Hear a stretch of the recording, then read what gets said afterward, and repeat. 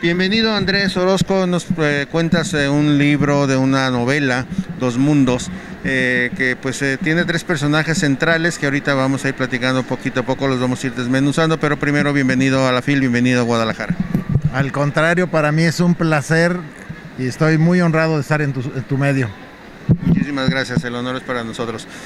Cuéntanos un poquito, estamos leyendo rápidamente que hay un naufragio, hay una persona que se salva junto con una decena de hombres, los cuales pues la gran mayoría de ellos son sacrificados, creo yo, por los mayas, ya que desembarcan de emergencia o bueno, bajan de lo que queda del barco cercano a la península yucateca. ¿Es así? Sí, sí, fíjate que la Odisea de Gonzalo Guerrero es una odisea poco conocida, es una parte oculta de la historia y que yo me considero con la obligación de visibilizar.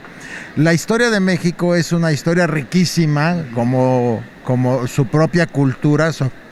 Somos un mosaico multicultural extraordinario y esa riqueza histórica prácticamente nos obliga a visibilizar a los personajes, a reivindicar algunos otros, como es el tema de Malitzin, o a revalorarlos. Y en el caso de Gonzalo Guerrero, yo creo que hay la obligación de dar a conocer esa extraordinaria odisea. Efectivamente, naufraga. Aproximadamente a 18 de ellos los sacrifican y solamente sobrevive él y Jerónimo de Aguilar.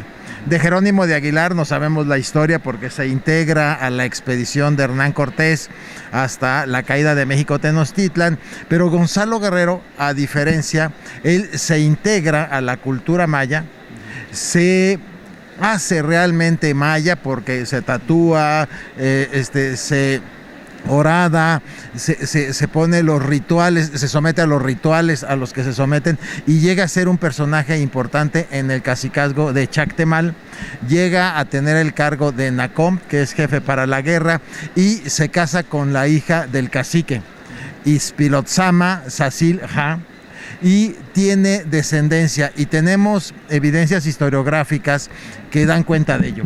Eso quiere decir que Gonzalo Guerrero, quien además muere combatiendo a sus propios compatriotas los españoles hacia 1534 en lo que eran las Higueras, ahora Honduras, a las tropas del propio Pedro de Alvarado.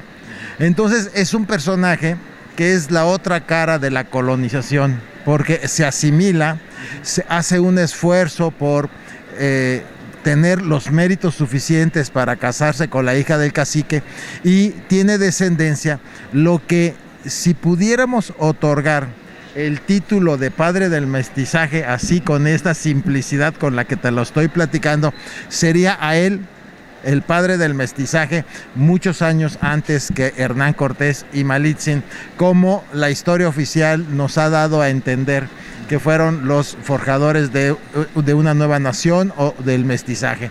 Entonces, yo creo que la historia hay que recontarla, hay que revivirla, hay que rememorarla, hay que regocijarnos al paso del tiempo de los grandes acontecimientos que nos forjaron como historia. Y esta novela lo que trata es precisamente de compartir esos grandes acontecimientos desde una perspectiva de la aventura épica, porque así fueron los grandes acontecimientos que nos forjaron como nación, y yo creo que la historia es una historia que está viva, la historia está viva aun cuando se refiera a hechos del pasado, la historia está viva porque la tenemos que estar analizando, rememorando con nuevas perspectivas y con nuevas visiones.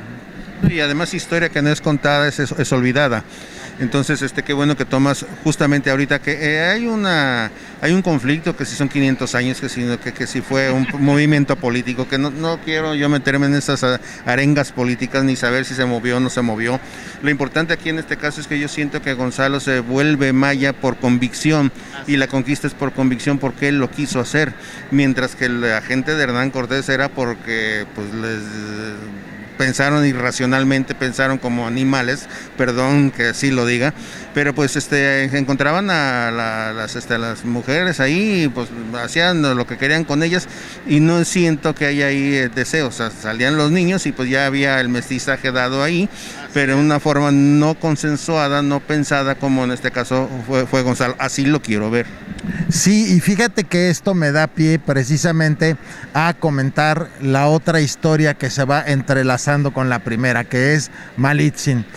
Malitzin es una niña que nace por ahí, por Olutla, que es un pueblo muy cercano al actual Coatzacoalcos, y a los 10 años de edad es vendida o raptada y va a parar a Xicalanco y luego de ahí a Putunchán, que es un pueblo vecino de Centla, donde Hernán Cortés derrota de manera cruenta y muy descarnada, y entonces se le entrega el cacique Tapscop como tributo de guerra.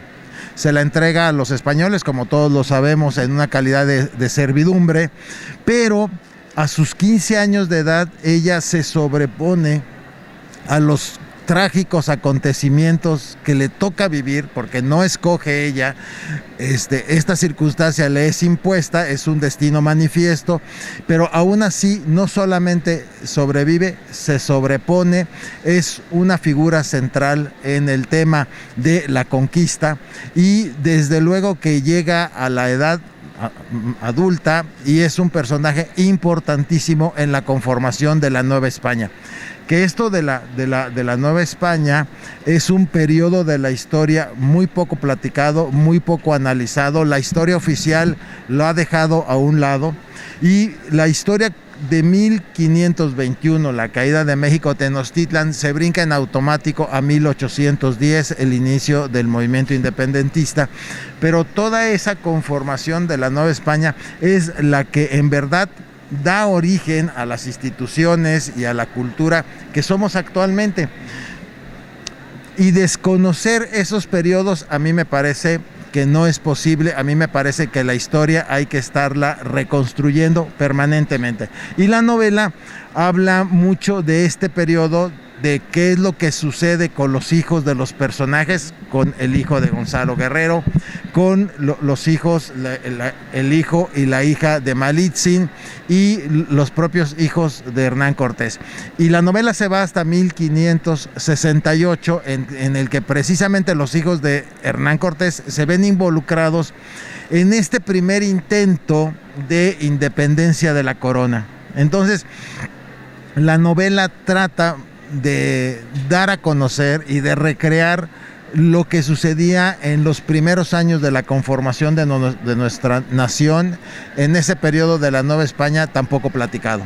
Perfecto. Y estas tres personas que ya los mencionamos en esta plática, Hernán Cortés, Rodrigo y Malitzin, forman finalmente la base de la pirámide, como tú dices. Quiero interpretarlo de esa manera, la base de la pirámide después de la conquista, en el desarrollo de la colonia y bueno, después de la independencia. No sé si esté mal, pero para mí lo manejaría como las tres bases, exactamente. Sí, fíjate que sí. Y bueno, hay que reconocer que estos tres personajes son los que hemos escogido en la novela para compartir el conocimiento con la gente de una manera amena, porque los historiadores tienen un compromiso con la verdad histórica, es decir, ellos, de los vestigios del pasado, de los guijarros, de las evidencias que van encontrando, tienen la obligación de construir una verdad sólida, con la metodología y desde la perspectiva de cada historiador, y a nosotros nos corresponde confrontar las distintas versiones de los historiadores. Pero es una novela. Exacto. Realmente ya no es historia como tal, ya es un desarrollo novelístico. Exacto, y el compromiso del novelista es, con base en esos procesos de investigación, con base en esos procesos de metodológicamente reconstrucción de la verdad histórica, recurrir a la fuente inagotable de la imaginación y plasmarlo, narrarlo y compartirlo, ¿sí? Y lo hacemos de una manera muy amena en la novela, retomando el misticismo, la magia, y la cosmovisión que nos heredaron nuestras grandes culturas. Perfecto. Esa es la gran labor que tiene, que te echaste a cuestas y lo llevaste de una manera magistral. Es un gran libro, sin duda alguna, es recomendable para que usted venga todavía hoy, mañana puede venir a la FIL y llevárselo todavía. A lo mejor, ¿cuántos días estás hoy y mañana? Hoy y mañana vamos a tener la oportunidad. A lo mejor le tiene la oportunidad. Y de filmarlos con mucho gusto. Exactamente, porque sí vale mucho la pena, porque, insisto, es tomar de la mano lo que tú como investigador y al mismo tiempo como novelista consideraste lo más creíble de lo que los historiadores han logrado rescatar de la historia de México, porque no todo, como tú dices, a lo mejor Bernal Díaz del Castillo lo dice de una manera, X autor lo dice de otra manera, y luego lo ves después reescrito y reescrito, entonces ya realmente la verdad tienes que irte a las raíces. Sí, y fíjate que esa riqueza cultural que tenemos además un privilegio, que los cronistas de la época nos dejaron testimonios extraordinarios de esa época. El propio Bernal, como tú lo platicas, el propio Francisco López de Gómara, Fray Bernardino de Sahagún, Motolinía, etcétera. Todos ellos, a final de cuentas, nos dejaron abierta una ventana para que desde este momento nos podamos asomar a ver los acontecimientos narrados desde la perspectiva de los conquistadores. Pero luego en el siglo pasado hubo extraordinarios historiadores como Miguel León Portilla, Alfonso Caso y muchos otros que empezaron a revisar los textos de los indígenas, ¿sí? La visión de los vencidos, como dijo Miguel León Portilla, y entonces complementó y enriqueció la historia con la perspectiva de los indígenas, de los representantes de la cultura indígena. Y luego en la actualidad hay extraordinarios investigadores de todo el mundo que han estado estudiando precisamente los testimonios historiográficos de nuestro pasado y siguen enriqueciendo día con día la historia, porque la historia está viva en la medida en que nosotros la repensemos, la reanalicemos y la compartamos. La historia sigue viva y se sigue construyendo cada día con mayores elementos y con mayor veracidad de lo que realmente sucedió. Perfecto. Tus redes, de alguna manera, para que el público lector esté en comunicación contigo. Sí, desde luego, Facebook, Instagram, en todos lados me encuentra como Andrés Orozco, ¿sí? Y mi correo electrónico es andresorozco.vidal@gmail.com, y la novela la pueden adquirir aquí en la FIL, todavía los esperamos, o en todas las librerías de prestigio del país, las cadenas más importantes, ahí pueden encontrarlo, y también en su versión electrónica. Perfecto. ¿Algo que creas que no te haya preguntado y te hubiera gustado responder o decir? Sí, cómo no. Acerquen a los niños a la lectura, ¿sí? Faciliten la lectura, denles las herramientas para que desarrollen sus habilidades de escritura y de la lectura, y sobre todo sean el ejemplo para que los niños puedan leer. A final de cuentas, los niños harán de este país un país de lectores y de escritores.